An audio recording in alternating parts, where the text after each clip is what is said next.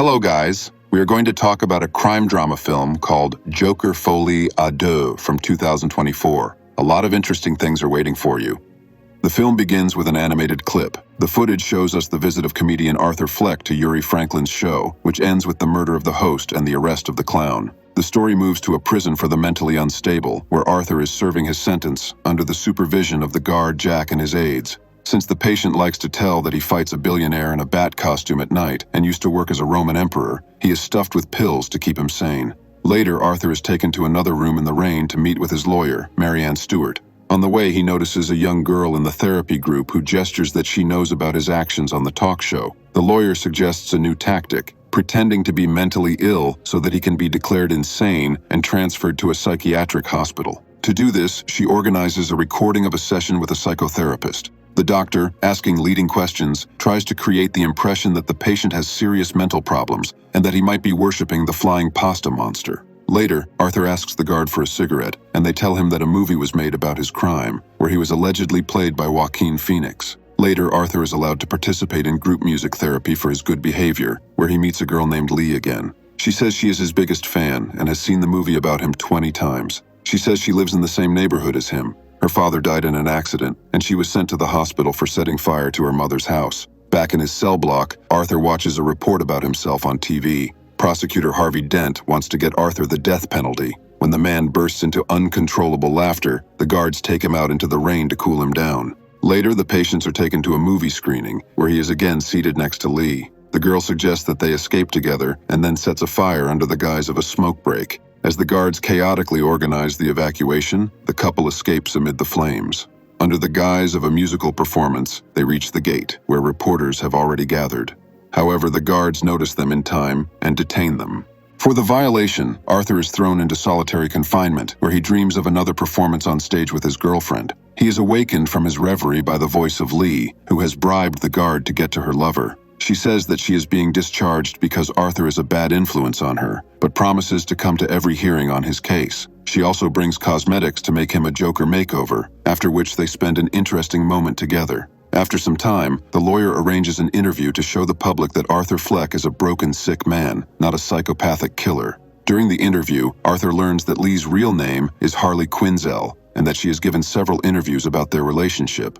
Arthur almost breaks down when the journalist provokes him with uncomfortable questions, but he holds back because he is a different person now and has a girlfriend. He performs a song in honor of Lee, and this time it is not another hallucination. Later, while watching the show on TV in the street, Lee breaks a store window and takes the TV. Soon, the day of Arthur's first hearing comes. The man is brought to court, where Joker's fans are gathered, eager to see their idol. While the prosecutor is interrogating the psychiatrist, Lee enters the room, late, and sings something to herself. When Arthur sees her, he smiles and loses interest in the trial where his fate is being decided. The lawyer asks how a psychiatrist could determine in an hour and a half that there were no serious symptoms when the client has childhood traumas caused by abuse. The defense lawyer insists that it was in his childhood that Arthur created an alternative personality, which was revealed in the subway when he was attacked by hooligans. After the first hearing, the lawyer and Lee quarrel. The girl accuses the lawyer of mistreating Arthur. Later, Marianne tells Arthur that Lee was lying to him because her father is alive, and she grew up in a rich neighborhood, studied to be a psychiatrist, and was hospitalized voluntarily, not for setting fire to her house. Stunned by this information, Arthur imagines a new performance with Lee, which reflects his doubts and fears to the point where the girl pulls a gun on him. Later, Lee openly admits that she wanted to meet him and that this was the only way, because texting would not have had the same effect. She confesses that she moved into his old house to meet him after he was released from prison, and also reveals that she is pregnant with his child. The couple reconciles by singing an inspirational song. At the next hearing, Arthur's former neighbor, Sophie, takes the stand. She says that when he broke into her house, confusing reality with fantasy, she did not call the police because his mother convinced her that Arthur was completely safe. However, after the murders he committed, she regrets it, and his supporters pursue her, accusing her of having him in prison. The prosecutor asks Sophie to tell him how her mother described Arthur. According to her, her mother called him an unpleasant eccentric. These words evoke unpleasant memories for Arthur, from which he escapes again in his fantasy, where during a dance number he beats the prosecutor and the judge to death and then puts a gun to his temple. Disappointed with the way the hearing is going, Arthur decides to abandon his lawyer and his split personality strategy. The defendant announces that he will defend himself in court, which causes a storm of applause among his supporters. While he is waiting to be transported back to prison, he is visited by Lee to provide moral support and encouragement. Back in the prison block, Arthur sees that his fellow inmates in the psychiatric cell, who had watched the broadcast of the hearing, are hailing him as a hero. He climbs up on a table to cheer them on, and a young man named Ricky supports him by climbing up on another table. When Ricky is unceremoniously led away by the guards, the other prisoners begin to make noise, and a riot is on the horizon. Reinforcements arrive, and the guards set about restoring order with harsh but effective methods. At the next hearing, Arthur appears as the Joker, wearing a red suit and face makeup.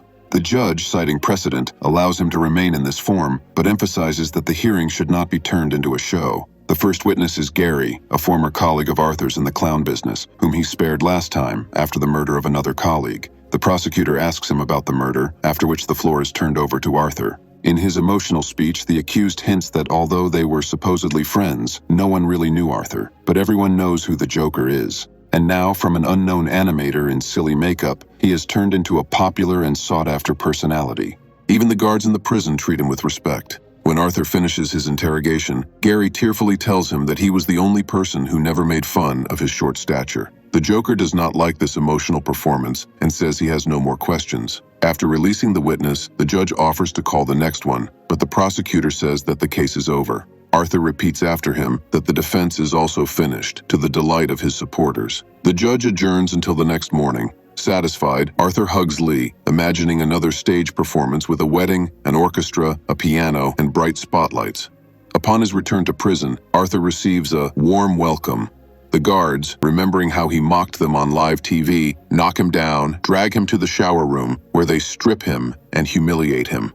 The humiliated and depressed clown is returned to the camera, which is noticed by a loyal follower of Ricky. The young man begins to chant slogans in support of his idol, but this only incites the guards' anger. They drag Ricky out, and in an attempt to silence him, they accidentally send him to the next world. The next day, Lee brings Arthur a Joker-style makeover before the final hearing. In his address to the jury, the Joker in costume and makeup takes a microphone and a chair and imitates a comedian's performance. However, his speech is not full of jokes. Arthur says that he has no personality disorder, and neither does the Joker. He committed all of his crimes himself and is ready to be punished for it. Hearing that he has publicly abandoned the idea of being the Joker, Lee silently stands up and walks out for the first time. While the jury is deliberating, Arthur calls her at home, but she doesn't answer. The jury finds him guilty. While the verdict is being read out, Arthur has a fit of uncontrollable laughter, which provokes the relatives of the people he killed into a fight. The guards rush to break them up when an explosion is heard outside. The bomb brings down a wall, injures the audience, and scars half of Harvey's face.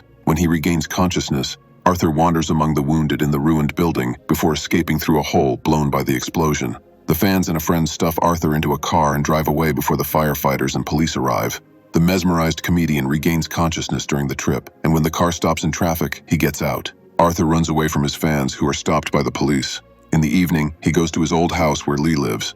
He finds her in the middle of a long staircase and happily goes up to her. However, she tells him that she can't stay because he broke her heart by refusing to be the Joker. She also admits that she lied about her pregnancy and starts singing. For the first time since they met, Arthur doesn't sing along, not wanting to plunge back into the world of fantasy. When Lee leaves, the police arrive, and Arthur is returned to prison. One day, he receives a visitor. As he leaves, one of the prisoners catches up with him to tell him a joke about a psychopath who walks into a bar and sees his favorite clown. The psychopath wants to treat him, not to a drink, but to something the clown really deserves. With that, the prisoner takes out a shiv and stabs Arthur. Life leaves his body. For the last time, he imagines himself on stage with Lee. He tries to sing one last time while Arthur convulses on the prison floor. His killer in the background brings a shiv to his face and begins to carve a wide, bloody smile, hinting that the Joker's cause is still alive.